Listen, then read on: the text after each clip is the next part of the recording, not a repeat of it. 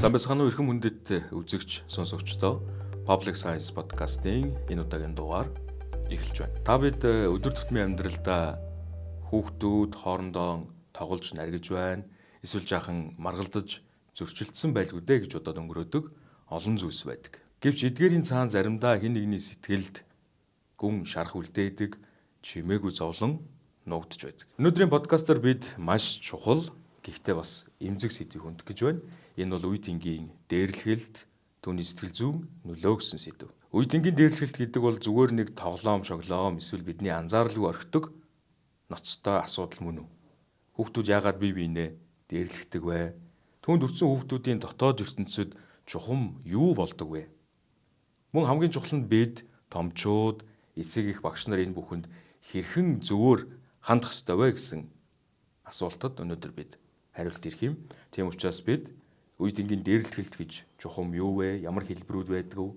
Дээрлэхэлтээ хүүхдийн сэтгэл зүйд хэрхэн нөлөөлдөг тухай, дээрлэхэгч хүүхдийн цаана ямар шалтгаан байдаг тухай, эцэг эх багш нар юуг анхаарах ёстой, мөн энэ асуудлаас хэрхэн урьдчилан сэргийлэх боломжтой вэ гэсэн сэдвийн хүрээнд өнөөдөр ярилцах юм.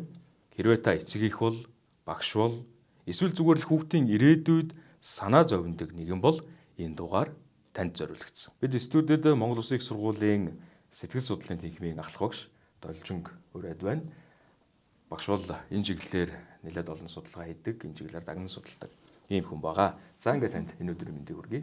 Өдрийн мэнд хүргэе. Дээрлэхэлтийг яг тодорхойлж авч үзэхтэй болохоор яг бие махбодын сэтгэл санааны ямар нэгэн хор охирол зовлон хэцүү байдлыг үүсгэх зорилготойгоор за өөрөөсөө сул дараа хин нэгэн хүүхдэд ганцаараа эсвэл бүлгээрээ ямар нэгэн байдлаар тодорхой тэр хүүхдийн эсрэг давтамжтай зам үйл хийж гэнэ үү гэдгээр шалгуур болгож харж байгаа гэсэн үг. Тэгээд яг зөвхөн нөгөө хүүхдүүд ингээд хоорондоо зүгээр тоглож байгаа юм шиг байна гэдэг үүднээс харж байгаа нэг үнцэг бол тэр үйлдэлийг ганц удаа хараад өнгөрч байгаа байдал бол бид нар шууд дээрлэхэлт гэж дүгнэхэд хэцүү. Гэхдээ олон удаагийн давтамжтай гарч байгаа. Тэгээд тэр үйл нь одоо зориудаар тэр хүүхдийг одоо хэцүү байдалд оруулах байгаа хийж байгаа бол энэ өөрөө үе тэнгийн дээрлэхэлт гэж үзэж байгаа. Тэгээ одоо жишээлбэл өнгөрсөн 2 жилийн өмнө ер нь бол бидний нэг хийсэн судалгааны ажил маань нөгөө сэтгэл санааны хүчирхийлэл гэдэг хүрээнд бол гарч ирсэн. Тэгээд энэ дээр болохоор verbal abuse буюу үгэн хүчирхийлэл гэж шууд утгаараа орчуулах юм уу да манай хуулинд болохоор сэтгэл санааны хүчирхийлэл гэж бол байдаг. Тэгээд энэ маань өөрөө яг нэгсэндээ одоо үгэн хүчирхийлэл гэдэг нь сэтгэл санааны хүчирхийллийн нэг хэсэг гэж зүй ёсоор нэг хэлбэр нь гэж зүй ёсоор тооцогддог. Жишээлбэл наад зах нь гэхэд нөгөө хин нэгэн хүний гутаасан, доромжилсон, нэр хож өгсөн, эсвэл тохуурхсан, айлган сүрдүүлэх юм уу, занал хийсэн байдлаар тэрийг илэрхийлж байгаа бас нэг байнгын ингэж буруутгаж шүмжилж байгаа ийм үнцэг амаар эсвэл бичгээр одоо хэрвээ давтагдж үлдэж байгаа бол энэ нь өөрөө энэ үгэн дээрлэхэлт хүчирхийллийн хэлбэр болох юмаа гэж бол тайлбарлаад байгаа. Тэгээд гол нь ийм юм байна. Амаар үлдэгдэж байгаа нөхцөл нь бол хүүхдүүд хоорондоо бие биендээ ингээд хамтдаа байх үедээ болоод байна. Гэтэл асуудлын гол нь юу вэ гэхээр нөгөө сошиал медиа хөгжсөнийг дагаад хүүхэд зөвхөн тэр нэг хамтдаа байгаа орчиндөө биш гэртээ байхдаа эсвэл өөр одоо нөгөө байж болох орчиндөө тав тухтай байж болох орчиндөө хүртэл бас ийм төрөлбөрийн хүчирхийлэл өртөх нөхцөл бүрдэж байгаа. Тэр шалтгаан нь өөрөө интернет цахим сүлжээний хэрэглээтэй холбоотойгоор бий болж байна гэдэг ийм санаа бол бас яваад байгаа. Тэгээд нөгөө хүчирхийлэл гэдэг үг хэрэглээд байгаагийн учир шалтгаан нь бас юу вэ гэхээр зарим судлаачид бол энэ нь бол ингээд тэр хүн зориудаар нэгдүгээрт үлдээд байна, хоёрдугаарт давтамжтайгаар үлдээд байна. Тэгээд ерөөсөө тэр зорилго нь ямар нэгэн байдлаар л тэр хүнд санаатайгаар хохирол учруулах гэдэг тийм зорилго байгаа учраас энийг өөрөө хүчирхийлэл гэж тооцох ёстой гэж бол авч үзээд байдаг. Тэгэхээр нөгөө магадгүй дээрлэхэлт гэдэг үг ч гэсэн өөрөө хүмүүст бол за яг хүүхдүүдийн дунд байж болох юм гэдгээр шууд амархан ойлгогдоод байж магадгүй. Гэхдээ нөгөө энэ үйлдэлийнхээ шалтгаан үр дагавар нь бодоод үзэхээр энэ өөрөө хүчирхийллийн нэг хэлбэр болж байна гэж бид нар авч үзэх боломжтой байна. За тэгэхээр илүү гүнзгий гэх юм уу, илүү одоо аюултай байдал руу бид орно гэсэн үг шүү дээ. Зүгээр одоо өдөр тутмын амьдралд болдог ийм зүйл биш. Энэ бол одоо хүчирхийллийн нэг төрөл бол. За сая таны ярианд бас гарсан энэ цахим хэрэглэгчид цахим энэ орчинд энэ бол мэдээж маш их нэмэгдэж байгаа. Энэ дээр бас нэг сонирхолтой судалгаа. Тэр нь юу вэ гэхээр бага ангита, дунд ангита, ахлах ангита яг энэ хүчирхэгдэл орчсон хүүхдүүдэд ямар одоо сэтгэл зүйн асуудлууд илэрдэг вэ гэдгийг судалж үзсэн байгаа байхгүй. Тэгээд ер нь бол энэ нөгөө бүлийн буюу дээрлэхэлт гэдэг байгаа.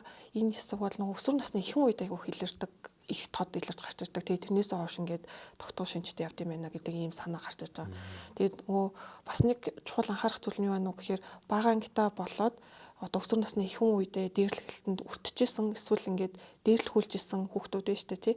Тэр нь цаашаа яг тэр чигээр ингээд хадгалагдах магадaltaй. Өөрөөр хэлэх юм бол тэр үедээ ингээд өртөжсэн бол дунд ангита, ахлах ангита, оюутан үедээ ч гэсэн яг энэ байдал нь хадгалагдаад байж магадaltaй гэж бол үзэж байгаа гэсэн. Тэгэхээр яг нөгөө ихэнх үед нь илэрч байгаа бол анзаарах шаардлагатай болж байна тий. Тэгээд энэ дээр гол санаа нь юу вэ гэхээр бага ангита жишээлбэл хүүхэд одоо нөгөө дээрлэхэлтэнд өртөж байгаа бол тэр хүүхдийн хувьд нөгөө өөрийнхөө бие махбодын болоод сэтгэл зүйн хувьд ямар мэдрэмжүүд өөртөө төрөөд байгаа вэ гэдгээс ингээ ерөөхдөө холдоод тэрийгэ таньж чадахгүй болдог ийм эрсдэл түгээмэл харагдчихээн илүү их илэрдэг байна гэж харж байгаа. Харин ахлах ангита дээрлэхэлтэнд өртөж байгаа хүүхдүүдийн хувьд бол гарч ирсэн зүйл нь уур бухимдлыг өгөхтэй болд юм байна. Одоо ингээд цаашдаа гэдэг санаа гарч ирж байгаа. Тэгээ хамгийн хортой үе нь хизээвэ гэхээр дунд ангид байх үедээ үеийнгийн хүчирхэгдэл төрчихсөн бол нэлээд олон сэтгэл зүйн асуудлууд гарч ирж байгаа. Түгшүүр байна, өөртөө итгэлгүй байдал байна. Сүүлдээ бүр одоо нөгөө депрессив одоо сэтгэл гутралын шинж тэмдгүүд төрлийн насанд илэрч байна. Дээр нь харилцааны хувьд ч гэсэн өөр ингээ бусдаас хүндэрөөд тэр нөгөө бусдаа харилцах тэр ур чадварууд нь хүртэл ингээд цаашаа хөгжих боломжгүй болоод эхэлж байгаа ийм нөхцлүүд гарч ирж байна. Тэгээд бас нэг ноцтой эрсдэлтэй юм байгаа нөгөө амиа орлох одоо сэтэл би болж байгаа жишээтэй. Яг тодорхой үйлдэл хийж байгаа үгүйгээрээ мэдээж ялгаатай. Гэхдээ тэр талаар бодол төрөх ч юм уу тийм эрсдлүүд явандаа төрөх одоо нөхцлүүд бүрж гэнэ гэсэн үг л дээ. Тэгээд энэ байдлыг харахаар нөгөө хүүхэд наснд нь яг энэ нөгөө асуудлууд чинь бий болоод эхэлчихэнгүүтээ тэр хүн насанд хүрсэн хойноо яах вэ гэхээр хэвийн эрүүл аргаар өөрийгөө илэрхийлээд бусдын дунд яваад тэгээд амьдралаа ингээд цаашаа цохоогоод гэдэг юм уу бүтээгээд аваад явхад хүндрэлтэй болоод эхэлж байгаа гэсэн үг л дээ. Тэгэхээр ер нь бол яг нөгөө нэг сэтгэл зүйн хувьд хор хохирол бол яг дээрлэхэлтэнд өртөж байгаа хүүхдүүдэд бол асар удаан хугацаанд ер нь бол маш олон амьдралынх нь хүрээнд нөлөөлсөн байдлаар бол илэрдэг ийм үр дагавартай байна. Саяны таны ярьсан бага ангийн одоо энэ насны хүүхдүүд өөрөө тэрийг ялгаж мэдэхгүй байна гэсэн санаа тийм ер нь бол ингээд дээрлэхүүлж байгаа гэдгээ бол хүүхэд мэдээж ойлгохгүй. Тэгээд яг тухайн үедээ бол нөгөө яг бага ангид бол жишээлбэл хүүхдүүд их тийм хортой байдал нь харьцангуй бага байгаад тах шүү. Одоо нөгөө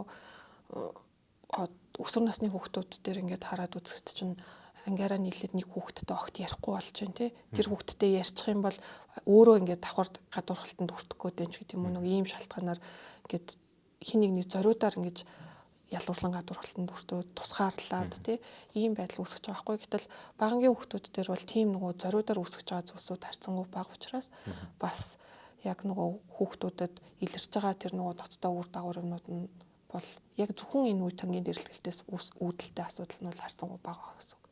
Гэхдээ мэдээж хэрэг тэр хүүхэд өөрөө ямар орчинд өсөж байгаа, ямар хүрээлэл донд байгаа гэдэг чинь тэр хүүхдийн сэтгэл зүйн асуудал бас үүсэх олон шалтгаанууд нэг болно. Ямар ч тач зөвхөн үе тангийн дээрлэлтэн дээр л ингэж ярьж байгаа. За дунд анги бол одоо хамгийн асуудалтай.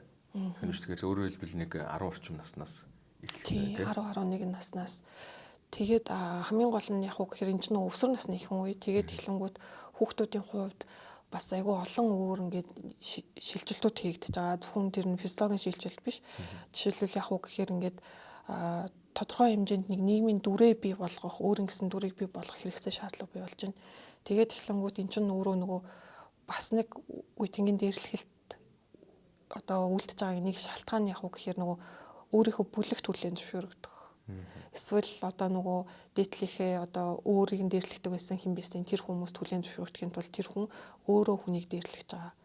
Одоо нөгөө ялангуяа түрүүний жишээ шиг нөгөө ангийнхаа хүүхдүүдэд өөрөө дээрлэхүүлэх хүсэхгүй байгаа учраас тэр хүүхдтэй харилцахгүй байгаа ч гэдэм үү ийм шалтгаанууд гарч ирж байгаа гэсэн. Тэгэхээр бид бол дунд ангийнханд бас илүүтэй чиглэсэн ажлууд хийх нь бол нэг яралтай юм байна те. За ахлах ангийнхны хувьд бол энэ уур бухимдал нь хамгийн ноцтой асуудал гэж. Яг мэдээж нөгөө насны хувьд харьцангуй одоо дунд байгаа ингээд бол илүү бие даасан гэх юм уу те. Арай одоо өөрийн хүсэл зоригоор үйл хийх одоо боломжтой нас болсон гэсэн үг шүү дээ. Тийм. Одоо нөгөө ямар нэгэн зүйл болохгүй байвал харьцангуй нөгөө өөрийгөө илэрхийлнэ. Нөгөө талаас яаж нүхээр нөгөө өөрийнх нь талаар ихтгэл өнөмшил бас ингээд дунд ангийн хүмүүсийг бодвол арай илүү төлөвшсөн. Тэгэхээр хүн намайг тодорхойлж ямар нэгэн муухай үгээр хэллээ гэхэд тэрийг нөгөө нэг харьцангуй жоохон нөгөө шийдэх, хүлээж авах, зохицуулах чадвар нь илүү их байгаад байгаа. Гэхдээ л тэр хүнд ингээд насан туршдаа тийм юмд амархан бухимддаг ч юм уу эсвэл ууралдаг ийм хүн болно гэдэг чинь ирээд тэр нөгөө нэг уур бухимдлын үр дагавар нь өөр хин нэгэн хүн дээр л бас очиж бууна гэсэн үг байхгүй юу? Уюудын хоорондын ялгаа ийм байдаг. Тэгэхээр нөгөө талд бол одоо ч за дээрлэхүүлж байгаа хүүхд бас сэтгэл зүйн асуудалтай ингээд энэ нь ингээд бага ангид байлаа гэхэд дунд ангидаа ороод илүү даамжирдаг тий ахлах болоод за ингээд ер нь амьдралынхаа туршид энэс одоо ямар нэгэн ноцтой гэмтэлтэй л одоо сэтгэл зүйн асуудалтай үлдэх нь байна. Тэгвэл нөгөө дээрлэгч байгаа залуучууд ямар хуу сэтгэл зүйтэй болоод тэгээд энэ юунаас хамаарат тэгж энд одоо зүгээр л нэг кино үзээд ингэдэм байна гэд бодцоод байгаа юм уу? Эсвэл одоо бас л яг нөгөө багада тийм юм үзсэн болоод ч юм уу ингэдэг юм. Энэ нэг юм харилцан хамаарал энүүдийг ойлгохгүй бас. Дээрлэхэлтийн шалтгааны эхний хэсэг дээр гарч ирж байгаа зүйлсүүд юу вэ нүг гэхээр тэр одоо хүүхдийн өөрийнх нь сэтгэл зүйн асуудал байна гэж авч үзэж байгаа. За энэ сэтгэл зүйн асуудалтай хэвчлэн юуг багтааж үзээд байгаа вэ гэхээр нэгдүгээрт болохоор тэр нөгөө өөрийгөө бусдаас давуу эрх мэдэлтэй гэдгийг мэдрэх хэрэгцээ байна. Нэгсэндээ хүүхдийг дээрлэхдээ би ингээд давуу шүү, эрх мэдэлтэй шүү гэдгийг бусад нөгөө хүрээллийн хүмүүстэй бас ойлгуулах зорилго бас байна тий. Тэгэхээр юунаас үүдэж тийм. Энийний цаана бол одоо яг зүгээр ингээд сэтгэл зүйн хувьд өвшөө дахиад аваад үзэх юм бол ямар нэгэн зүйлээр дутууд улмаг гэдгийг мэдэрдэг ч юм уу тиймэрхүү шалтгаануудаасаа болоод өөрийгөө нөгөө нэг хүчтэй сул дорой биш гэдгийг батлах зорилготойгоор ийм байдлаар гол нөгөө хүмүүст харуулахаас гадна өөрөө өөртөө бас батлах хэрэгцээ байгаа байхгүй юу нөгөө өөрийгөө сул дорой гэж мэдэрч байгаа учраас тэгээд нөгөө талаар яаж нүг гэхээр сэтгэл хөдлөлийн хувьд өөрөө өөрийнхөө тэр нөгөө асуудлыг угаасаа нөгөө хүн яаж зөв зохицуулах вэ гэдгийг мэдэхгүй шүү дээ. Ялангуяа хүүхдүүдийн хувьд бол тий өөрт нь ямар нэгэн бухимдал байна, гомдол байна, эсвэл тэр нэг дутуу чадваргүй, бусдаас хүчгүй байгаа гэдэг тэр мэдрэмжээ яаж зүгээр давж туулах вэ гэдэг тэр яг үндэ хүүхдэд хэрвээ илүү одоо ухаантай илүү том хүмүүс л чиглүүлж өгөхгүй бол хүүхэд тэрийг зохицуулж мэдэхгүй. Тэгэхээр нөгөө энэ мэдэхгүй байгаа байдал нь өөрөө бас тодорхой хэмжээнд нөлөөлөд байгаа.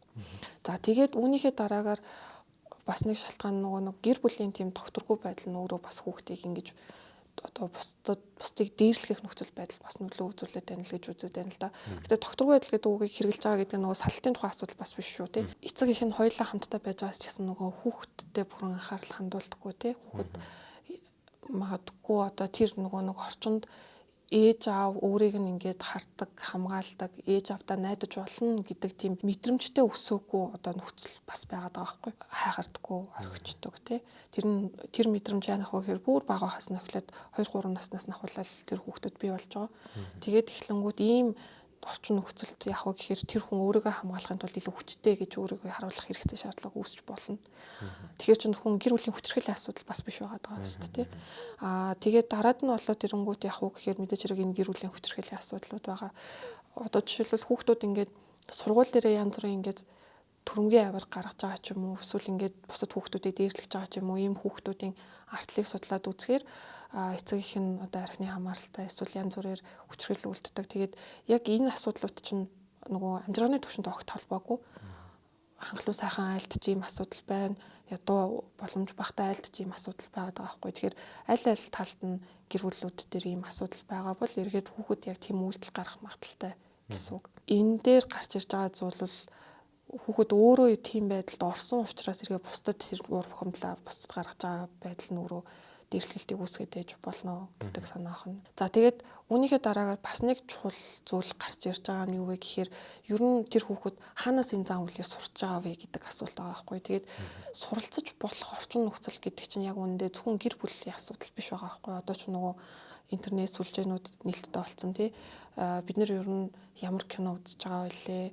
ямар нэвтрүүлгүүд хараад байна, хүмүүс юуны тухай илүү их яриад байна гээл тэгээд ингээд хараад үзэхээр эргээд энэ хүүхдэд энэ дээрлэхэлттэй холбоотой асуудлыг ярих, ойлгох тэр зөндөө олон одоо нөгөө мэдээлэл сууг байна шүү дээ. Тэгээд эхлэнгүүт хэрвээ хүүхэд өөрөө эмзэг тэрийгэ бухимдлаа гаргах хэрэгцээтэй байсан бол тэр мэдээлэлээс харж агаад би ийм байдлаар үйлдэл хийж болох юм байна гэдэг санаагаа ч юм уу олж авч байгаа байдал байгаа байхгүй. Тэгэхээр яг зөвөр би хувьдаа бол одоо энэ миний хувийн одоо сэтгэл судлаач нь л харж байгаа өнцөг шүү. Сэтгүүл зүүн талаас бол арай өөрөөр хардаг гэдгийг би мэднэ.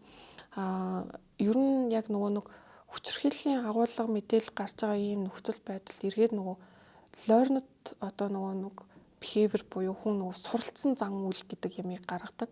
Тэгээд энэ нь зөвхөн одоо тэр хүний амьдарч байгаа орчноос гадна нөгөө телевиз, цэвэрлэл мэдээллийн хэрэгсэл, олон нийтийн сүлжээн дээр байж байгаа тэр зүйл чинь тэр хүний бас заагаад сургаад байгаа нэг ийм үйлдэл байх боломжтой учраас яг ийм мэдээллүүдийг одоо нөгөө гаргаж байгаа. Дээр нь бас нөгөө инфлюенсер хүмүүс ярихдаа бас энийг нөгөө ямар хэмжээнд ярих вэ гэдэг тэр нэг зохистой хэмжээгээ бас бодолцмоор санагдаад байгаа. Тэгээд одоо жишээлбэл ингэж байгаа байхгүй юу? Тодорхой ингээд сургуулиудын жишээ л да. Тэр сургуулийн орчинд жишээлбэл ингээд дээд ангийнхнаа доод ангийн хүүхдүүдэд дээрлэгдэг. Тэгээд ямар нэгэн байдлаар ингээд ялангуяа хүүгүүд ийм хэлбэрэнд одоо дээрлэхэлтэнд хүртээд байгаа байхгүй юу? Одоо өдрийн хоолны мөнгө хураалгадаг ч юм уу тий эсвэл ингээд хураалгахгүй мөнгө байхгүй бол нэг зохиулч гэдэг юм уу нэг иймэрхүү байдлаар үйлдэлүүд явж байгаад явандаа тэр нь одоо жишээлбэл ингээд бүр октод дээр хүртэл ийм бие махбодын хүчирхийллийн үйлдэлүүд гараад эхэлж штэ. Тэгэхээр эн чинь өөрөө яаж юм гэхээр нэг ийм бид нар чинь өөрсдөө гэсэн нэг юм соёлын бөмбөлөг дунд явж байгаа. Тэнгүү тэр соёлын орчин чинь ингээд өөр ингэсэн нэг онцлогоо гаргаж ирж байгаа байдал нь харагдаад байгаа гэсэн үг байхгүй. Тэгэхээр одоо жишээлбэл нэг их сургуулийн жишээн дээр ч гэсэн бид нар сая баахан шууглаа шүү дээ. Тэр орчин өөрөө дараагийнхаа үеийн суралцагчдаа бэлтгэхэд өмнөх үеийнх нь яг тийм зан үйлийг сургаад байгаа учраас тэр нөхцөл бол тэр сургуулийн соёл болчоод өөрчлөгдөхгүй тэр асуудал ингэж ноцтойгоор яригадаад байгаа ярихтаа тулцсан биз дээ. Тэгэхээр бид нар ийм өөрсдөө бид нар ийм юм үүсгэж байгаа юм биш үстэй гэдгээ бас нэг харах хэрэгтэй байж магадгүй. За мэдээж энэ орчин нөхцлөөс бол ихэнх зүйл бол хамаарч дээ. За зөвхөн гэр бүл гэхгүй одоо сургууль, гадаах орчин, найз нөхөдтэй. За тэгэл мэдээж хэвлэл мэдээллийн хэрэгсэл гээл маш олон зүйлээс хамаарч байна. Тэгэхээр аль тал нь залхамж гэх юм уу те нэг ийм юм бас ер нь байх юм байна те. Ер нь одоо дээрлүүлсэн хүүхд бол нэг бол одоо тэр хүүхдийн хувьд бас нэг тийм сорилт гэх юм уу те одоо нэг тийм юм гарч ирэх юм шүү дээ. За чи ингээд дээрлэхүүлээл байгаад ах юм уу? Эсвэл одоо эргээд бараг чи дээрлэхч болох юм уу гэдэг нэг ийм сэтгэл зүйн асуудал тулдаг бахан те. Тий. Тэгээд нөгөө түрүүн хэлсэнтэй бас давхцуулаад хэлэхэд бага ангидаа дунд ангидаа ингээд дээрлүүлжсэн хүүхдүүд нь шүү дээ. Сул дорой нөгөө харилцааны ур чадвар жоохон бусдаасаа тааруу ч юм уу тийм хүүхдүүд илүү хүртүүд байна гэж байгаа байхгүй. Тэгэхээр энэ хүүхдүүд чинь нөгөө өөртөөхөө энэ нөгөө талаа давж туулж иж сая тэр нөгөө нөхцөл байдлаас гарах боломжтой болно. Гэхдээ гим нь яаж нүг гэхээр тэр үед дээрлэлтэнд хүртэжсэн бол дунд анги алхаан их сургуультай ч хүртэх магадлал нь илүү нэмэгдээ явчихж байгаа гэсэн. Тэгээд тэрнээс гадна нөгөө хүчирхийлэл одоо дээрлэхэлд үйлдээд байгаа хүмүүсийн хувьд болоод ирэнгүүт нөгөө өөрийнх нь хувьд сэтгэл зүйн сул тал байна тий. Тэгээд дээр нь болоод ирэнгүүт яг тэр нэг өссөн орчин нөхцөн үлгэр загвар нь тэр хүнд хэрвээ тийм зан үйлийг үлгэрлсэн бол тэрийг давтах магадaltaй байна. Гэтэ үлгэрлж байгаа зан үйл нь бол зөвхөн эцэг эхээс бас биш байх юм шүү дээ тий. Яг энэ асуудал нэлээд яригдахаар хүмүүс бол хит бас нэг аль нэг талын руу хэлбэх юм ажиглагтаад байна л да. Эцэг эхийн л тол байдаг хүүхд бол гээл та. Зарим нь болохоор гүйж сургууль дээр ер нь тэр багш нар одоо нийгмийн ажилтнууд юу хийд юм бэ? Бид нэр л бүгдийг яах хэрэгтэй ч гэдэг юм уу те. Олон талын ийм харилцан хамаарал байдаг гэдгийг дахиж нэг манай сонсогчдод хэлж өгч. Нөгөө нэг энэний шалтгаан нь юу байгаа даа нүг гэхээр за мэдээж хэрэг дээрлэж байгаа хүүхдүүдийн хувьд тулгарч байгаа асуудал бол тэр хүүхдийн сэтгэл хөдлөлөө өөрийгөө ингээд илэрхийлэх тэр чадварт суралцах хэрэгтэй шаардлага байна. Нөгөө талаас эцэг их тэр нөгөө гэр бүлийн орчин бас хүчрхийлэлтэй байна уугүй юу тэрнийг яаж зөвхөн одоо нөгөө хүүхдэд илүү даван туулах вэ гэдэг талаас нь илүү сайн ойлгож авахд дэмжлэг үзүүлэх хэрэгтэй байна. Гуравдугаарт нь болоод ирэнгүүт тэр нөгөө нэг өөрсдийнх нь үеийнгийн орчин одоо бас тийм одоо шахалт үзүүлээд байна уу тэрийг бас бид нар харах хэрэгтэй байна. Бас эсрэгээрээ болохоор дээрлэхүүлж байгаа хүүхдүүдийн хувьд болохоор тэр хүүхдүүдийн бас гэр бүл ойр дотны хүмүүс нь бас харж хандж гин үгүй юу тий. Тэрэн дээр бас анхаарал хандуулах хэрэгтэй байгаа. Хүүхэд яагаад нөгөө өөрийгөө илэрхийлэхгүй бас бусдаас ингэж тусгаарлагдаад байна гэдгийг анзаараад арга хэмжээ авдаг бол бас тэр удаан үргэлжлэхгүй байх боломжтой байна. Тэгэхээр одоо дээрлэгт нөхчж байгаа хүүхдүүдийн хувьд бол одоо өөрийнхөө тэр нөгөө харилцааны чадвараа илүү сайжруулах арга хэмжээнүүдийг авахт нь бид нар бас туслах хэрэгтэй байна. Тэгээд хэрвээ ийм асуудал байгаа бол бас сургуулийн хувьд ч тэр ерөнхийдөө нэг тийм тодорхой нэг тогтолцоо арга хэмжээг жоохон зэгцтэйгээр нэг бодож үзэх хэрэгтэй юм шиг байна.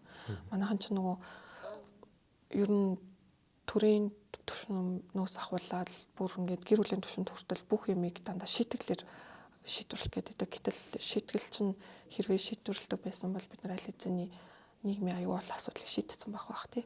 Тэр энийг яаж тогтолцооны хувьд шийдвэрлэх вэ гэдгээ бодож үзэх хэрэгтэй л юм л да. Одоо хүмүүсийн авж байгаа арга хэмжээ болохоор нөгөө хүүхэд хамгааллын багтл нэмж ачаал өгөх гээд байгаа харагдаад байгаа.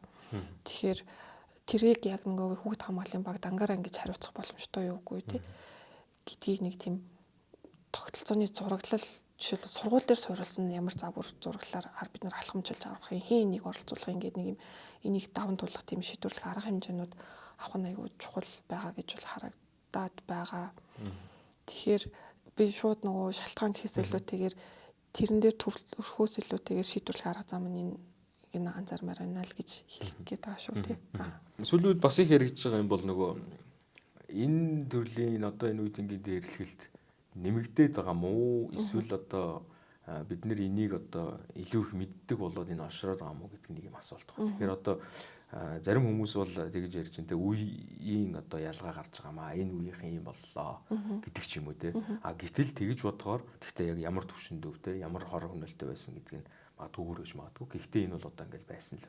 Гэхдээ яг одоо яагаад энэ асуудал ийм их хүчтэй яригдаад тэгээ илүү их даамжирсан гэх юм уу те илүү их хор хөнөөлтөй аюултай төвшөнд очиж байгаа. Энэ талаар та нэг мэдээлэл өгөөч. Энэ дээр бас нөгөө нэг яг ярилцах зорилготойгоор хайгаад үзсэн чинь юу вэ нүү гэхээр ер нь Монгол улс нөгөө дэлхийд дахнаас тийм айхтар зөрүүтэй ингэж гарч ирээд байгаа хэрэг бас биш байна гэдгийг бол харсан. Ягаад гэвэл ер нь 20 дугаар зуунд яг хүүхдүүдийн бие биендээ ингэ дээрлэж байгаа эсвэл шоглож байгаа ч юм уу зодолж байгаа энэ асуудлыг дэлхийд дахинд нийтлэг байдлаар энэ зүгээр л хүүхдүүдийн хооронд болдог асуудал гэд ойлгодог. Тэгээ ярьдаг тоодохгүй байсан байгаа даа. Миний хувьд хамгийн анх тэр судалгааг эхлүүлсэн гэсэн үг шүү тий. Нээлттэй нэгэн форум сангийн дэмжлэгтэйгээр яг энэ үтэнгийн дээрлэхэлтийн асуудлыг судалсан судалгааны ажил дээр ажиллаж байхад тэр талаар ингээд ярьж байхад сургуулийн нийгмийн ажилтан ч юм уу ингээд төрийн байгууллагын хүмүүс ч юм уу юу гэж харж байсан бэхээр энэ чинь зүгээр л хүүхдүүдийн дунд байдаг асуудал энэ ноцтой асуудал биш гэж ерөөсөө хүлээж авдаггүйсэн. Тэгээд 14 онд. Тэгээд тэр одоо нөгөө нэг нөхцөл дээр харах юм бол 20 дугаар зууны ихэнх үе 2014 он гэдэг чинь яг уу манайх бол бас нэг тэр жишгээр л явж ийн л гэсэн санаа хэлэх гээд байна л да. Тэгээд одоо болоод ирэнгүүт яг уу гэхээр ер нь бол дээрлэхэлт ноцтой асуудал юм байна гэдэг асуудал харсангуй манайх бол ингээд бүгдээрээ шуугаад эхэллээ шүү дээ. Харин дэлхийд дахинд бол нэг 1970-аас 80-аад оны үнд өвөл гэж судлаач ер нь хамгийн анх энэ төрөмгөл өөр бусдын зүйлсүүдийг гаргаж ирээд үеийнгийн дээрлэхэлт гэдэг ойлголтын үр дагавар шалтгаантай холбоотойгоор судалгааны ажлууд хийж эхэлсэн нь өөрөө сая ингээд 2000 оноос хойш дэлхийд дахинд энийг ач холбогдол өгч судлах тэр нөхцөлийг бүрдүүлсэн гэж бол хараад байгаа. Тэгэхээр бид нар бол яг дэлхийн жижигтэй л ойролцоо явж байгаа мó даа л гэж хараад л байна л да. Тэгээд нэгсэндээ яг уу гэхээр бид нар ингээд сүүлийн 2000 оноос хойш огцом нэмэгдсэн байгаа хгүй юу тийм дээрхэлтэй холбоотой судалгааны тоо огцом нэмэгдсэн. Тэгэхээр судалгааны тоо огцом нэмэгдэн гэдэг чинь тэр хэмжээгээр илүү их мэдээлэл хүмүүст хүрнэ гэсэн үг. Тэгэхээр нөгөө мэдээлэл хүрч ийна гэдэг чинь бид нэр илүү их мэдээлэл авч байгаа гэдэг маань бас 100% тэр нэмэгдэж нүггүй юу гэж хэмжихэд жоохон нөгөө асуултын тэмдэгтэй гэсэн үг тийм. Харин ерөнхий тоо мэдээллүүд харахаар үр дүнтэй сургуулийнхаа орчин нөхцөлд үр дүнтэйгээр энийг нөгөө шийдвэрлэж чадж байгаа улс орнуудын хувьд юу харагдаж байна вэ гэхээр сургууль дээрх үеийнгийн дээрлэхэлт буурсан үзүүлэлтүүд харагдаж байна л да сүүлийн хэдэн жилийн тухайд. Харин эсвэргээрээ ямар асуудал үүссэн гэсэн чинь нөгөө цахим сошиал медиатай холбоотойгоор үеийнгийн дээрлэхэлт цахимаар явж байгаа тэр кибербуллинг гэж яриад байгаа цахим дээрлэхэлт энэ ойлголт огцом улам бүр нэмэгдээд байгаа. Тэгэхээр нийтээрээ ер нь дэлхийд дахинд яг энийг яаж шийдвэрлэх вэ гэдэг одоо жигнэсээ толгойн өвчин болцсон явж байгаа гэж бид нэр харах гэдэг. Тэгэхээр манайд ч гэсэн ялгаагүй бид нар нөгөө сошиал медиа, захин интернет хэрэглээтэй холбоотойгоор кибербуллингийн асуудлууд ярьж шүү дээ. Тэгээд яг кибербуллинг бол өөрөө нэг хортой юм яадаг уу гэхээр хүүхэд одоо жишээлбэл энэ захин байхгүй байсан үед бол сургууль дээрээ хүүхэд дээшлэхүүлээ гэж бодоход тэр сургуулиас гараад гэртээ очлоо гэхэд аюулгүй орчинд очиж байгаа байхгүй. А гэтэл захимын яг нөгөө эсрэг тал нь юу вэ гэхээр тэр хүүхдийг хаач байсан гэдээ дагаад явах боломжтой ийм эрсдэл байгаа гэсэн үг. Тэгээд эхлэхээр хүүхдийг бүр илүү хэцүү байдалд оруулж байгаа нөхцөл үүсгэж байгаа. Ер нь бол одоо манайхны хувьд гарч ирж байгаа нэг зүйл бол шууд утгаараа нөгөө тоо нэмэгдсэн гэж хэлэхэд бол үнэхээр болохгүй хэцүү. Яагаад үг гэхээр бид нар чинь урд нь энэ нэг асуудал биш гэж боддог байсан зүйлээ одоо ингээд энэ чинь асуудал юм байна гэж олж харангуйтаа гинтхэн асуудал үүсчлээ гэж дүгнэж болохгүй болчиход байгаа. А нөгөө талаар урд нь бол арай ийм хортой байгаагүй гэж хүмүүс бол ярьж байгаа. Тэгэхээр энэ байдал бол харин үнэн байх гэж бодож байна. Ер нь бол нөгөө нэг одоо хүүхдүүд чинь янз бүрийн юмнуудыг бас ингээд өөр талын мэдээллүүдийг олон янзын мэдээллүүдийг хүлээх боломжтой болсон. Тэгээд нөгөө талаар яаж гэнэ гэхээр бид нар одоо нөгөө урдын цаг гэж харьцуулаад байгаа тэр нэг цаг үе чинь нөгөө хэвлэл мэдээлэлээр юу гарах вэ гэдгийг чинь ингээд хянаж хязгаарладаг байсан үедээ л баг одоогийн 40-50 насны аав ээж нар чинь харьцуулаад байна гэсэн үг шүү дээ. Тэгээд одоогийн 30 наснууд бол дөнгөж 90-ад оны үед хүүхэд байсан. Тэр үедээ болоод ирэнгүүт бас сошиал медиагаар гарчсан ч юм уу олон нийтийн мэдээллийн хэрэгслийн хөгжил бол харьцангуй бага байсан. Тэгэхээр нөгөө 30 40 50-ад оны үеийн эн чинь 30 40 50-ад оны 50 настай хүмүүс чинь яаж гэнэ гэхээр харьцангуй нөгөө нэг зөвхөн өөрийнхөө орчин нөхцөлд янз бүрийн элдв янзын мэдээлэл авахгүйгээр хязгаарлагддаг байсан учраас бас элдв янзын сурах нь гайгүйсэн гэж харж болох юм уу та.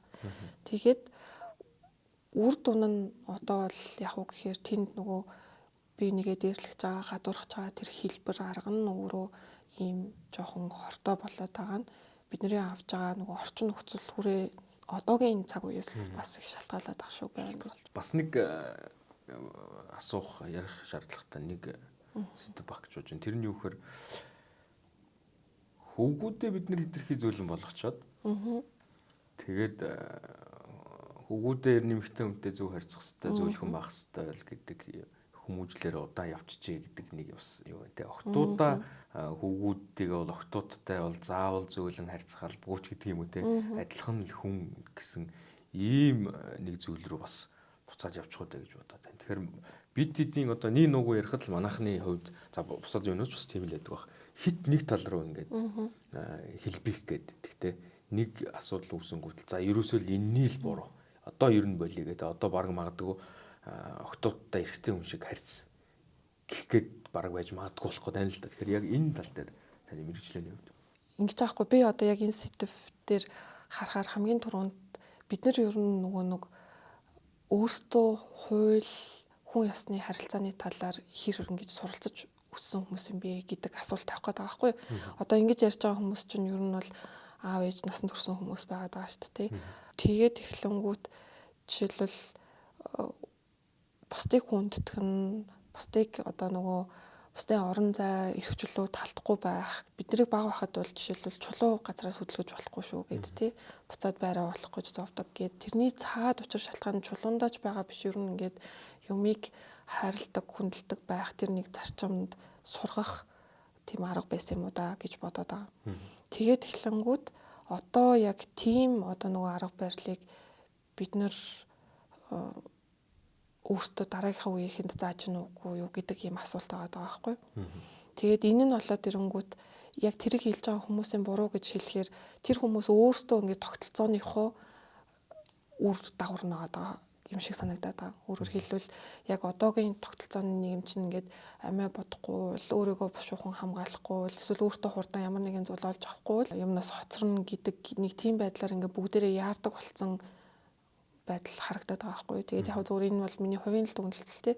Тэгээд эхлэхээр бид нар одоо нөгөө зааж байгаа сургаж байгаа зүйлээ дараагийнхаа үедээ хэлж байгаа зүйлүүдээ яг үндэ энэ ямар үр дагавартай вэ, юунд хүрэх вэ гэдгийг ерөөсөө бодолцохгүй л ерөөсөө л ингэ гэдэг нэг тэг ялангуяа нөгөө шийтгэл залгаан цэрлүүлэлтийг айгүй зөв гэж хардаг нэг тийм юм байдал ороод ирж магадгүй эрсдэл бол байх нь байгаа. Яг гэхдээ нөгөө бүх хүмүүс гэж би бас бодохгүй байгаа даа л да. Тэгээд асуудлаа мэдчихэж байгаа. Илүү одоо ухаантай хүнлэг хүмүүс сошиал дээр нэг их тийм шуугаад байдаггүй хаа гэж бодоод байгаа. Тэгэхээр нөгөө бүх хүмүүс муу болцсон хэрэг бас биш байгаа байхгүй юу? Шууд утгаараа бас бүх хүмүүс яг тэгж зааж сурах уу хүүхдүүдтэй гэдэг нь хэрэгэлзээтэй. Гэхдээ ямар ч байсан мэдээж хэрэг тэр хүн юм чинь бид нар хүнийх нь хувьд хүндэлдэг байх нь л чухал гэдгийг бүгдээрээ яг үр хүүхдүүдтэй заадаг байвал зүгээр юм шиг байгаа. Тэгээд нөгөө зөвхөн хилэж бас хангалтгүй л дээ нөгөө аав ээж өөрөө яг яаж амьдрдаг вэ гэдгийг эсвэл эргэн тойрны одоо нөгөө идеал дүр нь болоод байгаа гоё ах ич нар биш тий. Одоогийн инфлюенсерүүд байна, ус төрчид байна. Энэ хүмүүс ч өөрсдөө яаж гэнэ үү гэхээр ихэнх монголчуудын монгол хүмүүсийн celebrities буюу ингээд дүр загвар хардаг хүмүүс болж харах гэдэг. Ер нь бол яг нэг тийм л зарчим байх хэрэгтэй юм шиг байгаа. Хүнийг хүндэлнэ гэдэг бол энэ чинь нөгөө хүний эрхийн асуудал бас харагдаж байгаа шүү дээ. Хүндлэн гэдэг тэр хэмжээ хязгаар үргэлж байж ах хэвээр ямар ч нөхцөл байдал байж ах хэвээр. Тэгэхээр асуудал хэрвээ гарч байгаа бол тэрнийг шийдвэрлэх ямар нэгэн зөв арга зам байх хэвээр. Одоо жишээлбэл яг уу гэхээр хүүхдүүдийг дээшлэхэд байна, хүүхдүүд болохгүй байна гэж бодож байгаа бол тэгвэл тэрийг яаж энэ хүүхдүүдэд ойлгуулах хэвээр юм те. Тэрэн дээр тэгвэл аав ээж нартай нь яаж хамтарч ажиллах юм. Эргээд энэ хүүхдүүдэд яг юуг ойлгуулах гэдэг нь тэрийг яаж арга хэмжээ авах уу гэдгээл илүү хэлмээр юм шиг санагдаад байгаа. Хүүхдүүдийн тухайд бол мэдээж хэрэг бүх хүүхдүүд дээр одоо жишээлбэл зарим нэг асуудал үүсэж байгаа хүүхдүүд ч гэсэн байж л байгаа хэл та. Гэхдээ ихэнх хүүхдүүдийн хувьд бол харцангуй эн чинь тэр чинь хүмүүсийн хоорондын харилцааны илүү джентльмен хэсэг гэсэн үг шүү дээ. Илүү ёс зүйтэй хэсэг гэсэн үг. Тэгэхээр эн чинь бахархмаар зүйл гэдгийг нь өөрт нь бас ингэж ойлгуулах нь аягүй чухал. Тэгээ би зүгээр ингэж бодож байгаа. Ер нь ихэнх хүмүүс ойлгож байгаа хин аягүй чухал гэдгийг ойлгож байгаа. Зүгээр л бид нар наан ярьж байгаа хэсэг нь л яг тэгэж нөгөө хэмжээ хязгаар тэр нөгөө нэг ярьж болно болохгүй гэдэг юм байхгүйгээр л яриад байгаа болохоос биш. Олон хүмүүс бол ойлгож байгаа хэл гэж бодод. За хоёулаа бол ерөнхийдөө дээрлэхэлд өртөж байгаа. За дээрлэхлийг үлдэж байгаа энэ хүмүүсийн сэтгэл зүй, сэтгэл санаа за ямар хөө дүр байдалтай байдгийг ярьсан. Одоо хоёулаа ерөнхийдөө энэ зүйлүүдээс урьдчилан сэргийлэх тодорхой бас нэг тийм хэв шинж үзэгдэл юмнууд байдаг байх гэж бодож байна. Энэ дээр би бас нөгөө 14 онд хийжсэн судалгааныхаа нэг хэсгийг ярих хэрэгтэй биш санагдаад байна. Эхлээд хүүхдүүд нөгөө энэ асуудлаа эцэг эх багш нартай хэлэх дурггүй байдаг гэдэг юм гарч ирсэн байхгүй юу? Яагаад дурггүй байдаг вэ гэсэн чинь ээж аав багш нарт хэлчихээр энэ асуудал бүр томроо явцдаг гэд бүр төвхтэй болчдаг гэд.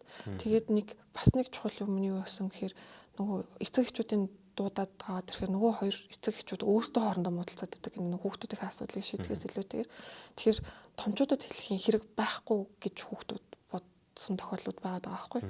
Тэгэхээр ийм нөхцөл байдалд манай насан туршид өөрсдөө эхлээд ийм найдвартай ард тал баймаар байгаа даа. Эхний хийх ёстой зүйл нь. Тэгэхгүйгээр нөгөө багштай хэлэхээр багш яг ингээд бодтой яг шийдвэрсэн үр дүн байдаггүй. Нөгөө хоёр хүүхэд чинь яг ямар бодтой арга хэмжээ авах уу гэдэг үр дүн байдаггүй. Тэгэнгүүт аав ээж нь давхар ингээ хэлээд оролцоо явж байгаа бүр илүү асуудал өрнөө явцдаг. Тэгээд манай зарим нэг эцэг эхчүүдийн ийм асуудлыг шийдвэрлэж байгаа байдал нь өөртөө очиж тэр хүүхдүүдийг айлгаад байдаг. Өөртөө тэр хүүхдээ эрхээ зөрчөөд байдаг ийм асуудал үүсгээд байдаг. Тэгэхээр томчууд өөртөө бас өөртөөхөө авж байгаа арга хэмжээг ямар хэмжээнд байх ёстой, юу гэх ёстой вэ гэдэг талаараа бас мэддэг баймаар байгаа. Одоо жишээлбэл тэр хүүхдийг очиод аав юм уу ээж зохиц зодж гин гэдэг бол тэр хүн өөрөө хуулийн дагуу хариуцлага хүлээх юм хийж байгаа гэдгийг ойлгох хэрэгтэй болчихно гэсэн үг байна шүү дээ.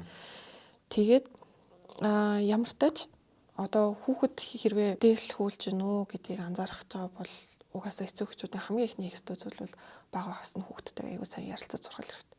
Өөрөөр хэлбэл нөгөө хүүхэд би аавтай ээжтэй ингээ ярихаар аав намайг сонсдог, ээж намайг сонсдог гэдэг тэр нэг итгэл үнэмшил чинь аягүй чухал.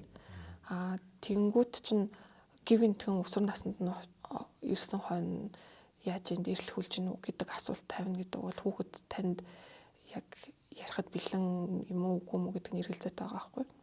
Тэгэхээр нөгөө хүүхдийн хитэн настай байх нь хамаагүй багаас нь илүү их сонсдог, ярьдаг, цаг өнгөрүүлдэг байх тусмаа хүүхэд өөрийнхөө асуудлыг тань дээр ирээд итгэлтэйгээр хэлэх тэр боломж бүрднэ гэсэн үг. Тэрний дараагаар болохоор ер нь бол одоо нөгөө жоохон ихэнх одоо хүүхдүүд дээр ингээ хүчрхийлэл өртөж байгаа ямар ч хэлбэр байж болно. Тэгээ ихэнх хүүхдүүд дээр илэрч байгаа шинжлэмдэг бол хүүхэд өөрөө их тийм бухимдалтай болж эхэлдэг. Илүү их одоо сэтгэл хөдлөл нь гонхтой болдог ч юм уу, тий хүмүүстэй юу болоод яагаад нэг их ярихаа болоод эхэлдэг ч юм уу. Тэгээд энэ байдлыг нөгөө шийдвэрлэхгүй байгаад эхлэхээрээ явандаа тэр урт хугацааны үр дагаврууд үүснэ гэж харах гэдэг нь гэсэн үг шүү дээ. Тэгээд ерөнхийдөө болоод ирэхлээр дээрлэгч байгаа хүүхдүүдийн учир шалтгаан нь сургууль дээр жишээлбэл анзаарах гэх юм бол багш хүүхдүүдийн хоорондын харилцаан дээр яг ямар зүйл илэрч чинь гэдгийг бас анзаарах хамгийн боломжтой байх магадaltaй. Тэгээд мэдээж хэрэг багш нарт маш олон ажил байгаа. Гэхдээ багш нар чинь нөгөө хүмүүсийг маш сайн анзаардаг хүмүүс болчдөг. Ер нь бол туршлагатай байх тусмаа олон сайн багш нарын жишээ байдаг. Яг иймэрхүү арга хэмжээнүүдийг нөгөө хүүхдүүдтэйгээ уулзаа, сургуулийн сэтгэл зүйчтэй, нийгмийн ажилтнтайгаа хамтраад хүүхдүүдтэй тусалж байгаа юм жишээнүүд байдаг. Тэгэхээр яг тэр нөгөө багш нарын бас туршлагуудыг сонсоод ярилцаад үзвэл олон зүйлүүдийг бас сурч авах боломжтой байх гэж бодоод байна л да. Хэрвээ хүүхэд яг тийм сэтгэл хөдлөлийн хувьд бухимдуу, бусдаас тусгаарлагдсан юм уу, эсвэл за яг бие махбодын илт харагдахуйц гэмтэлт байна уу гэдгийг мэдээж хэрэг анзаарна тий. Гэтэ сэтгэл зүйн хувьд ер нь л сөрөг мэдрэмжүүд аягүй ихтэй, гонхтой, бусдаа нэг юм ярьдаггүй юм хүүхдүүдийн хувьд бол бид нар харилцааны чадвар дутуу, бусдаа жоохон дээрлэхүүлэх хандлагатай, жоохон сул дорой харагддаг тий. Тэгээд эхлэнгүүтээ ер нь их олон найз нөхдөдөө биш хүүхдүүд илүү их дээрлэхүүлээд байгаа байхгүй. Тэгэхээр эднээс зурцсан сэргийлэхийн тулд энэ хүүхдүүдийг анзаараад яаж найзтай болох уу, яаж ингэж өөртөө ихтэйгээр харилцаа эхлүүлдэг байх уу гэдэг нэг тийм орон зайг хичээл их явц ч гэсэн бүрдүүлж болохоор юм шиг санагдаад байгаа. Жишээлбэл одоо хүүхдүүдийг багаар ажилуулдаг тий. Тэгэл нөгөө сошиал медиа интернет ч гэсэн янз бүрийн сайн аргачлалууд өгдөө шүү дээ. Эндээс хоосон хуудас суулгаж чадах юм бол би та хэд даалгавар өгөх боллоо гэд тэнгуүтэ нөгөө ангийнхаа хамгийн шовдрлогддог тэр хүүг гаргаж ирэнгүүтээ дандаа хоосон хуудаснуудаас нэгийг суулгуулдаг ч юм уу. Тэгээд нөгөө хүүхдүүдэнд дааж баярлж байгаа ийм арга хэмжээнүүд авч байгаа. Тэгэхээр мэдээж хэрэг энэ зүгээр нэг удаагийн арга хэмжээтэй. Тэгэхээр цаашдаа илүү урт хугацаанд дөрвтэй арга хэмжээнүүдийг авал бас чухал байна. Хамгийн одоо нөгөө үр дүнтэй байж болох арга нь ер нь бол юуны түрүүнд эхлээд хүүхдийн эмпати чадварыг хөгжүүлэх нь аюул чухал. Бас нөгөө түрэмгэл их үзүүлээд байгаа хүүхдүүдийн эмпати чадвар бас сул байдаг. Нөгөө бусдын зовлонг ойлгох, бусдыг одоо нөгөө бусдын өмнөөс шаналлах ч юм уу тэр мэдрэмжүүд сул байдаг. Мэдээж бага насны хүүхдүүдэд бол энэ мэдрэмж хангалттай сайн хөгжихгүй. Гэхдээ дунд ангийн хүүхдүүдэд бол энэ бага байдаг гэж үзээд байна. Тэгэхээр энэ талыг нь хөгжүүлэх арга хэмжээнүүдийг авч болно. Дээрлэж байгаа хүүхдүүдийн талаас тийм. Дээрлэж байгаа хүүхдүүд бол илүү ингээд дунд нь оруулах, илүү харилцааны чадварыг нэмэгдүүлэх. Тэгээд бас ингэж байгаа байхгүй юу? Ингээд хөгжилтэй зүйл ярьдаг. Тэг юмор одоо нөгөө нарийн хийдэг хүүхдүүдийн хувьд бол бас дээрлэлт нь хүртэх байх байдаг гэж байгаа байхгүй юу? Тэгэхээр иймэрхүү зүйл харилцааны чадваруудад суралцах нь бас хүүхдүүдэд чухал болчихж байгаа гэсэн. За тэгэхээр мэдээж одоо яг шууд ингээл тийм болвол дээрлэж байгаа, ийм болвол дээрлүүлж байгаа гэдэг тогтсон юм мэдээж маш бага бахан тодорхой. Тэгэхээр энэ бол одоо эргээд хоёулынгийнх нь бүхэлдээ ярьсан зүйл бол хин нэгэн одоо аль нэг талын нэг талын гэх юм уу тийм хамаарлаас болоод энэ бүх юм шийдэгдэх эсвэл эдгээр бүгд үүсэх ийм зүйл биш ээ гэдгийг бид нэр сайн ойлгох хэрэгтэй. Тэгэхээр хоёулаа өмнөх яриан дээр гарсан нөгөө бид нар дэлхийн энэ жишгтэй бас ойрхон явж байна гэдгсэн. Гэхдээ нөгөө үеийнгийн дээрлэхэл яг бодит одоо энэ сургуулийн дээр байгаа бол нэлээд шийдэгдээд буурсан байна гэж ярьсан тийм. Тэгэхээр одоо бид нар бас яг зэрэгцээгүй бас тодорхой хэмжээнд хоцорж байгаа учраас тэдний сайн жишээнүүд ер нь юу байна? Яавал буурж байна? Мөн энэ цахим дээрлэхэлтэй холбоотой бид нар ямар одоо сайн туршлагууд хэрэгжүүлж байгаа юм бол бид нар юуг нь бас ашиглах авч одоо хэрэгжүүлэх юм боломжтой юмнууд судлаач одоо энэ мэрэгжлийн үеийн явж танд харагдаж байна. Хамгийн түрүүний зөвлөгөө бол яг түрүүний хэлсэн хэрвээ бүлэд хүртэж байгаа бол хэрвээ дээрлэхэлтэнд хүртэж байгаа бол чи ямар арга хэмжээ авах хэрэгтэй вэ гэдгийг хүүхдүүдэд тайлбарлаж өгч байгаа. Гэтэ энэний нэг бас нэг чухал зүйл байгаа. Одоо нөгөө сургууль дээр ажиллаж байгаа сэтгэл зүйчид бас нэг юм яриад байгаа байхгүй юу?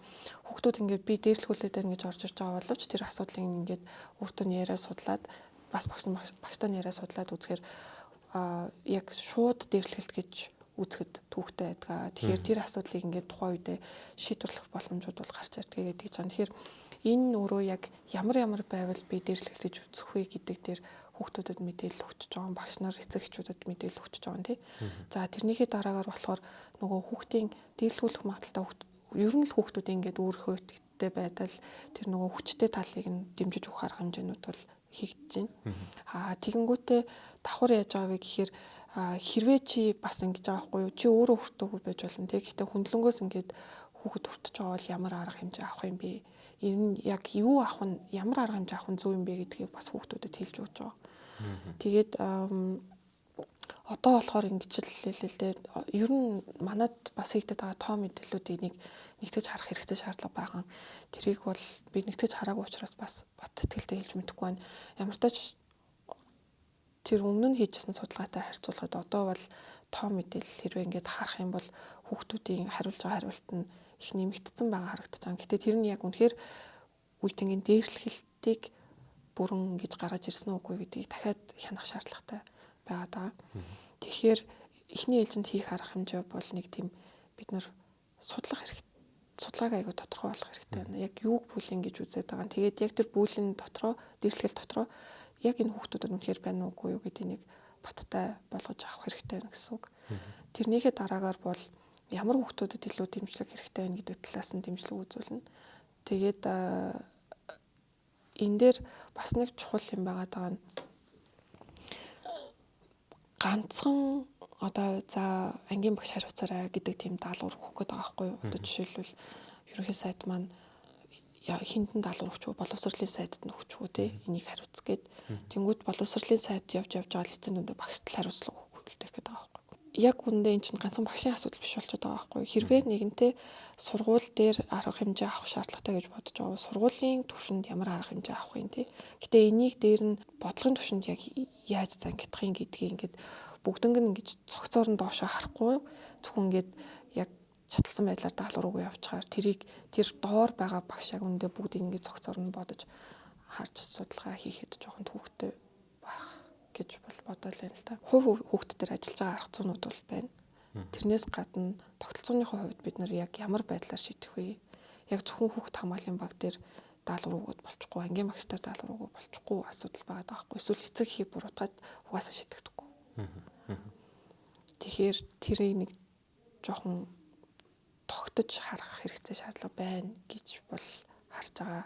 Огцом янз янзын мэдээлэл хүү одоо мэдээлэл юмнууд өгөөд байна л та тэр хүмүүсийн одоо үзэж байгаа хэвлэл мэдээлэл хэрэгслэр те. Жишээлбэл одоо юу гэдэг сая тавс эхнээс нь дурдлаа. Захын хорооллын сургуульд дээрлэхэлт байдаг юм гэж жишээлбэл нэг дарга хэлэх жишээтэй те.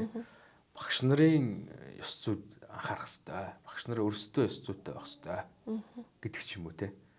Тэгэхээр эргээд эн чинь нөгөө бид нар бол одоо жишээлбэл энэ за мэдээж олонх нь энэ дээрлэхэлтийг ойлгож байгаа. Гэтэл ойлгохгүй бас тань хэлж байгаа. Яг энийг үзэж байгаа нөгөө нэг энэ бидний яриад байгаа өсвөр насны залуучууд ч бас эргээд дахиад бүр шал өөр мэдээлэл рүү гүйчих гээд байгаа хөөх те. Эсвэл одоо за багш л нэг зохицуулах юм байна да. Багшийг л харж гэдэг ч юм уу те. Нэг ийм сонин зааг ялгаа гаргасан юмнууд яваад байна л та. Хүүхдүүд нь тодорхой байгаа тохиолдолд тэр эцэг эхийн тухай ярьж байгаа гэсэн үг шүү дээ. Тэнгүүд сургуулийн захиргаа энэ дээр ямар арга хэмжээ авах юм? Тэгээд энэ нь яг ямар дистаралтайгаар алхмуудаа харах юм?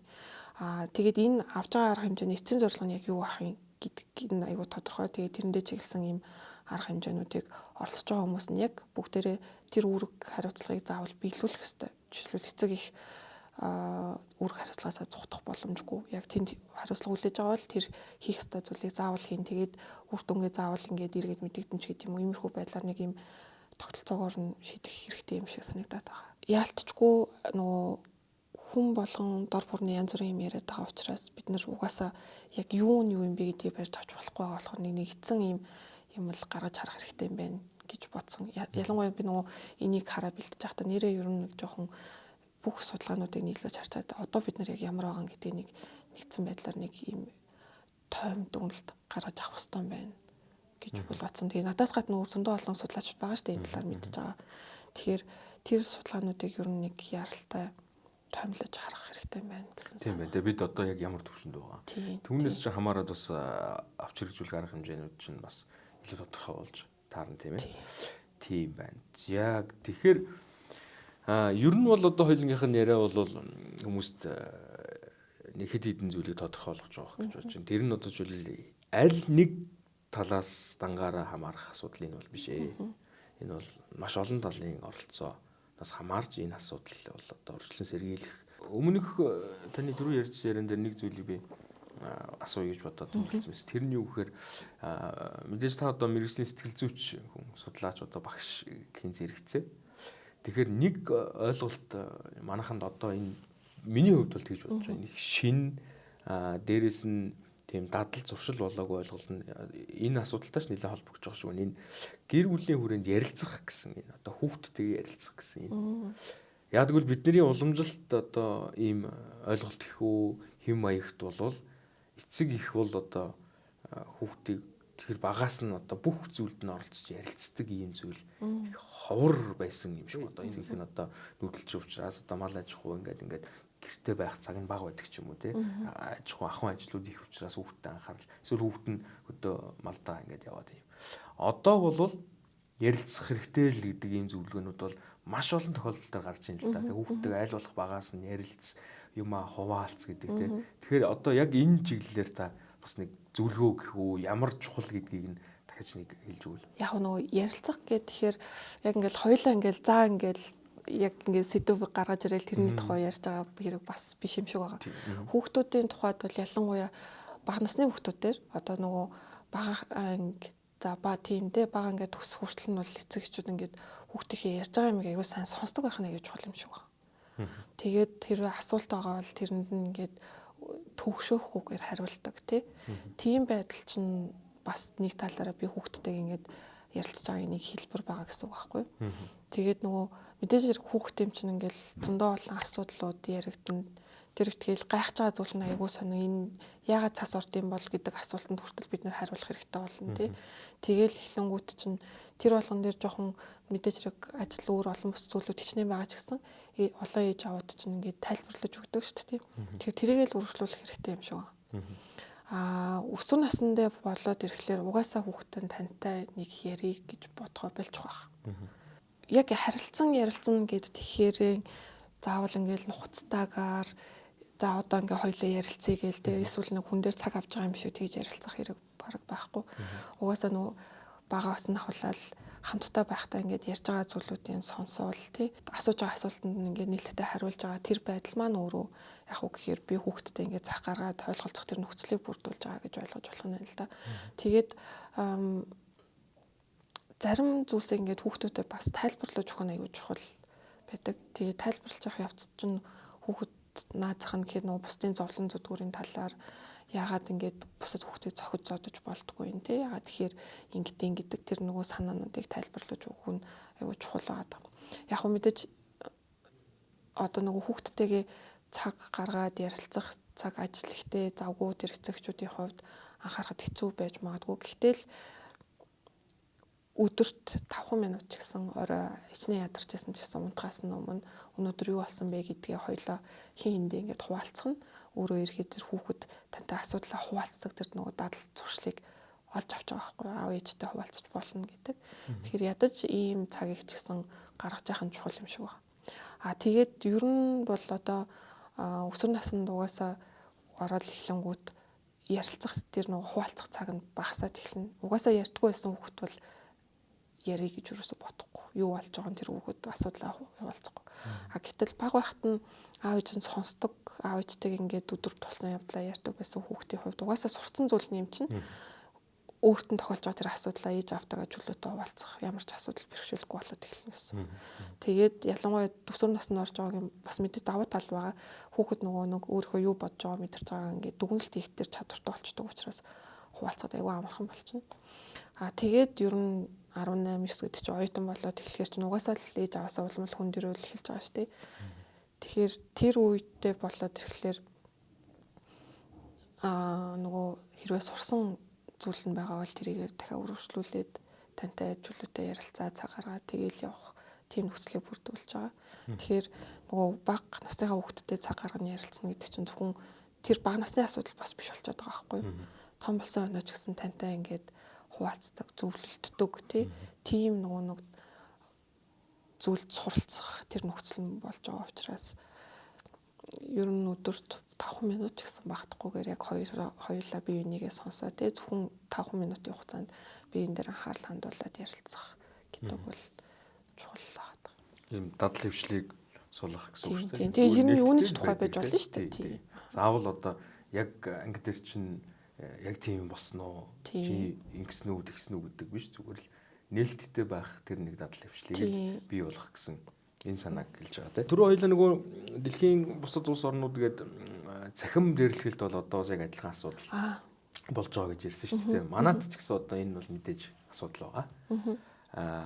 Нөгөө таны тогтолцооны хувьд одоо бүтнээр нь шийдэх гэдэг бол угаасаа ойлгомжтой. Зүгээр нэг ийм жишээ надад бодогдож байгаа хгүй. Жишээл манай гэр бүлийн үед манай хүүхэд бага ангид өсөө дунд ангид ороод тэрнээс өмнө яадаг вөхөр эцэг эхчүүд нэг фэйсбүүкийн групптэй байдаг. Бага ангид те эцэг эхчүүд нь мэдээлэл солилцоо багш нь юм ярьж байдаг.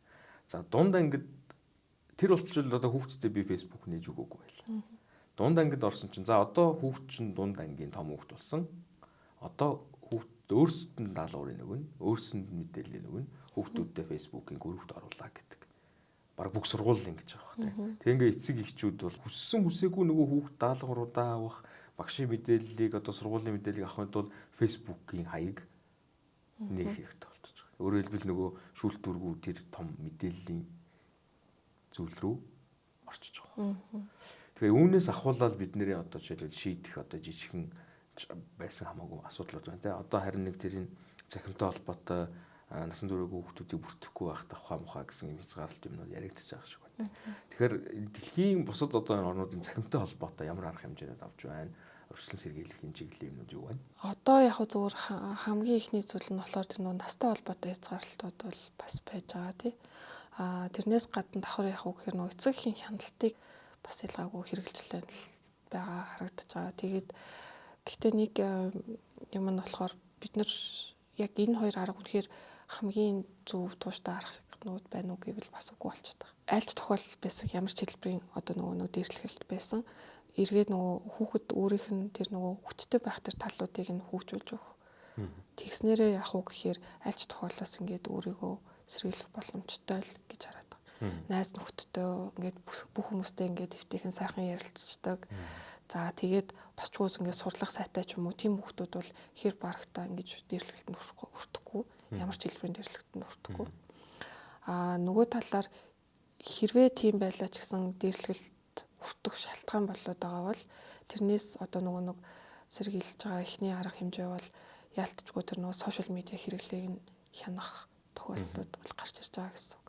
Тэгээ одоохондоо бол бас л ялгаагүй л ингээл хайгаал байна л да яг кибербуллинг дээрлэхэлтийг цахим дээрлэхэлтийг яаж багасгах вэ? Ямар арга илүү үр дүнтэй байх юм гэдэг дээр одоо ч гэсэн шийдэл хайж л байгаа. Шийдлийг хайгаал явж байна. Ер нь дор бүрнээл магадгүй бас улсын онцлогт хамаарах янз янзын юмнууд байх бах те. Яг хоёулын ярилцлага энэ төрөд ерөөхдөө өндөрлөх гэж байна.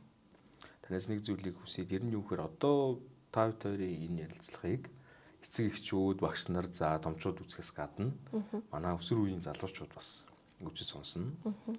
Тэгэхээр хоёулаа тэдгээр залуучуудад хандаад зөвлөгөө гэх үү те, зөвлөмж гэх үү, эсвэл илүү их одоо тэр хүчтэй байх, зөв зүйл рүү байх тэр нэг мэдээлэл зөвлөмж өгөөд ярилцлага өндөрлөе. За хамгийн ихний ер нь бидний ойлгомоор байгаа зүйл, бидний бүгдээрийнх нь ойлгомоор байгаа зүйл бол юу вэ гэхээр хүн болсныхоо хувьд айгүй үнцэнтэй. Тэр хүн хаана амьдардгүү, хэн байна уу, юусаа хамаагүй та чи маш үнцэнтэй хүн. Тэгээд ийм үнцнийг чинь хин нэгэн хүний бусад хүний гаргаж байгаа үйлдэл ч юм уу эсвэл одоо нөгөө бусад хүн цаг гаргаж гэнэ үү, аав ээж цаг гаргаж гэнэ үү, гарахгүй байна уу гэдэг тэр бүгдээс үл шалтгаалаад ерөөсөө чамд байж л байна. Хаана амьдарч байгаа ч гэсэн энэ нэг чухал биш байна шүү дээ.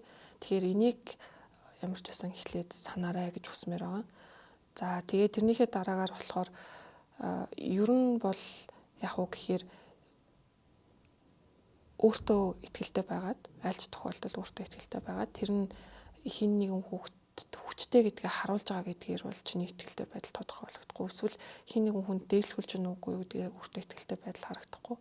Зүгээр яг хийхийг хүсэж байгаа зүйлээ юуг илүү их мэдмээр байна, юуг илүү чаддаг болмоор байна гэдэг дээр илүү их анхаарал хандуулад тэгээд тэрэн дээрээ илүү төвлөрөөд өөрийгөө хөгжүүлээд явах нь айлч бүх хүмүүст илүү чухал, насан турш хүмүүс ч гэсэн их хамаатай чухал зүйл байгаа. Тэгэхээр яг ийм зүйлс дээр илүү төвлөрөөд ажиллаад үзээрэй л гэж санал болгомоор байгаа. Тэгээд мэдээж хэрэг энэ одоо жишээлбэл ингээд хүмүүсийн хэлж байгаа зүйлүүдийг бас хэлэхгүй болохгүй л хаалтаа. Жишээлбэл юу гэхээр хэрвээ чи ямар нэгэн байдлаар дээрлэхүүлж байгаа бол заавал итгэж байгаа хин нэг хүнтэйгээ хуваалцаарай. Тэгээ ялангуяа тэр нь чамд тусалж чадах том хүн байх тусмаа, насан турш хүн байх тусмаа чамд хэрэгтэй шүү гэж зөвлөмөр байгаа. Тэгээд багтаа итгэж байгаа бол эсвэл аав ээжийнхээ хин нэгэнд итгэж байгаа бол хэцүү байгаа юм шиг санагдаад, ганцаардаад байгаа юм шиг санагдаад байгаа бол тэрийгээ бас заавал хуваалцаарай.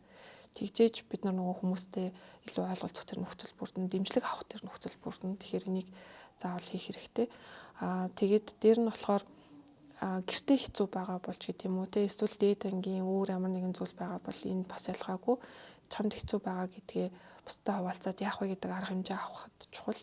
Тэгээд ерөнхий боловсролын сургуулиуд дээр сэтгэл зүйчтэй болцсон байгаа. Тэгэхээр магадгүй одоо нөгөө хамгийн түрүүнд хэцүү байгаа, уйлмаар байгаа, хуваалцмаар байгаа зүйлсүүд байгаа бол сэтгэл зүйчтэй хандаарай. Энэ бол сэтгэл зүйч чамд туслахад өргөлж бэлэн байгаа гэдгийг санах хэрэгтэй. За тэгээд ер нь бол бас ийм дээрлэхэлтийн тал хажуугаар өнгөрөхдөө чимээгүй битгий өнгөрөөрэй.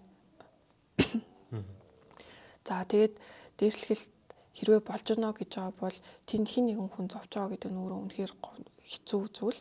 Тийм учраас ийм юмн дээр байж болохгүй гэдгийг найзуудтай заавал хэлэх хэрэгтэй. Хэрвээ хүүхэд дээрлэхүүлж байгаа бол тэр хүүхдэд туслахын тулд чи ямар арга хэмжээ авах вэ? Ганцаараа туслахад хэцүү байгаа бол хамтдаа туславал мэдээж хэрэг дээрлэж байгаа хүүхдүүдийн хувьд бол бас арай багсан тий. Тэгэхээр ийм л юмнуудыг хуваалц та. Баярлалаа. Танаас бас нэг зүйлийг хүсье тэр нь дөрөв та ярьсан нөгөө энэ чиглэлийн судалгаануудыг нэгтгэж нэг бид одоо яг ямар нөхцөлд байгаа юм бэ гэдгийг нэг тодорхойлж харах хэрэгтэй юм байна гэсэн тэр судалгаагаа та хийгээд эргээд судалгааныхаа үр дүнг бидэнтэй хуваалцвал бид тантай дахиж ярилцахад нээлттэй болно. За баярлалаа. Үзэгч сонсогчдоо бид өнөөдөр нийгэмд нилээд газар авч байгаа гэхүү те нилээд их яригдж байгаа бас аюултай төвшөнд очисон байна гэж бидний өнөөдрийн энэхүү подкастаар яригдж байгаа энэ үеийнгийн дээрлэхэлтэй холбоотой ярилцлаа. Эцэстээ бол бид хин нэгэн талаас бурууг хайх түүнд үүрэг хариуцлага оногдуулах тухай биш хамтдаа өнөөрөө энэ зүйлийн уг үндсээр нь засах тогтолцооны хувьд энийг дахиж энэ зүйл гарахгүй байх, багасгах, эерэг тал руу өөрчлөгдөх энэ чиглэл рүү анхаарах ёстой гэсэн энэ зүйл дээр бол багштай, судлаачтай санал нийлээ гэж ойлголоо. Public Science podcast-ийн түрээд өндөрлж байна. Дараагийн дугаараар сонирхолтой сэдв, сонирхолтой зочинтой уулзцаая. Баярлалаа.